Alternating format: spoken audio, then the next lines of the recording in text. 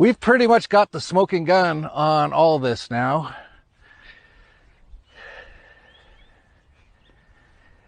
A Dollar Vigilante follower sent this to me, and I looked into it, and this is on the WHO's website for all the fact checkers out there. I'm just reporting what's on the, because we all love the World Health Organization, right? We all do, and Bill Gates is such a hero. He's trying to save us all. So I'm going to just put out what the World Health Organization said. And I'm going to put a link to their website. I'm going to highlight what they said.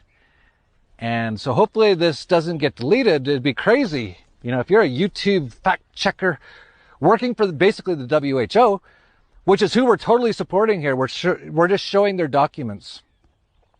And I know your YouTube CEO said that basically anything that goes against the World Health Organization will be taken down. This is like positive factual information about the World Health Organization. So try not to delete it.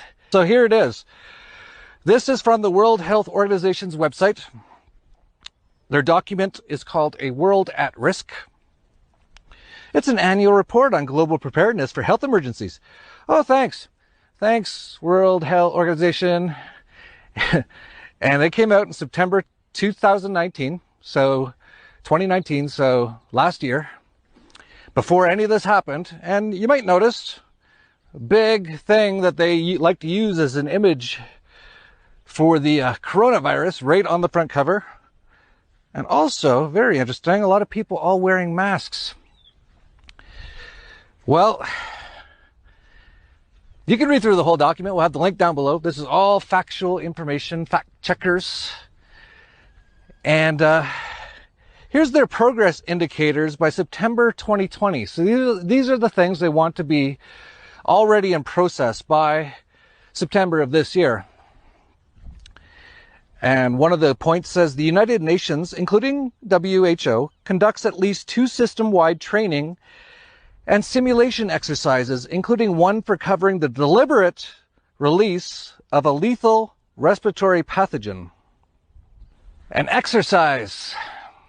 If you haven't been paying attention, anytime the government or any sort of government-related, in this case you can call it a sort of a crony capitalist controlled government sort of related organization like the WHO, whenever they say they're doing an exercise and they say where or when, run, get the F out of there. Every time it's the actual thing. This has happened countless times. Yeah, the real thing keeps happening every time they have an exercise. So here we have the World Health Organization saying they're going to run 2, notice that 2, same as Kill Bill Gates. He's referred numerous times as this is Epidemic 1, and soon we're going to be coming out with Epidemic 2. Most of the work we're going to do to be ready for Pandemic 2, I call this Pandemic 1. And it says right in the World Health Organization document that they plan to run 2 exercises during this year, as of right now, and they already have started the first one. And as we can see, it basically is an exercise. It's mostly an exercise in misinformation and propaganda, which puts out all kinds of scary stuff that gets the whole world scared, even though there isn't really an actual epidemic. A few days ago, the Health Organization had like a fundraiser, and it was all, I don't watch any of their stuff. It's all disgusting. But apparently all the world's leaders, misleaders is what they are. Everything's the opposite of what they say it is. All pledged. And it looks like they read off the exact same script, the exact same things. And then they all gave Bill Gates, Kill Bill Gates, $8 billion that wasn't theirs, actually. No, it's so nice to pledge stuff that isn't yours. It's money stolen from the people in their area, extorted. And Bill got $8 billion. Nice job, Bill. Wow, that investment of like $1 billion or so that you put into all this stuff's already paid off 8-fold. And as soon as those vaccines are ready, holy cow, 7 billion vaccines every year or twice a year, I think he even said once. That's going to be hundreds of billions of dollars. You're going to like triple your net worth in the next year or two. Amazing, amazing little scheme you got there, Kill. So here's the pledges of the misleaders. And look at them all reading off their script, the exact same thing.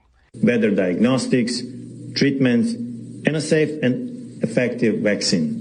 COVID-19 diagnostics, therapeutics, and vaccines. Largement du développement et du déploiement rapide de diagnostics, vaccins et traitements efficaces. Universal access to vaccination, treatment, and diagnostics. Equitable access to new COVID diagnostics, therapeutics, and vaccine. We must all work together on improving diagnostics, accelerating therapies, and ultimately developing a vaccine. We need to make vaccines, treatment, and diagnostics accessible to everyone. Vaccines, treatments, and diagnosis will be the most effective way to do it. We need new diagnostics, vaccines, treatments, and an equal distribution to all. On equitable access to diagnostics, treatments, and vaccines. And affordability of the vaccines, therapeutics, and diagnostics in order to develop adequate treatments and vaccine. It must just all be a coincidence. They must all just have coincidentally thought of the exact same things to say. And of course, Kill Bill, he's doing great. He's doubled his net worth in like the last 10 or 15 years.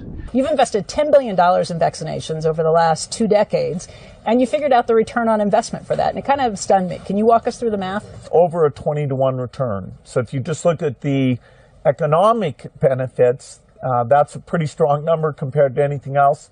I think the numbers that you ran through were if you had put that money into an S&P 500 and reinvested the dividends, you'd come up with something like $17 billion, but you think it's $200 billion.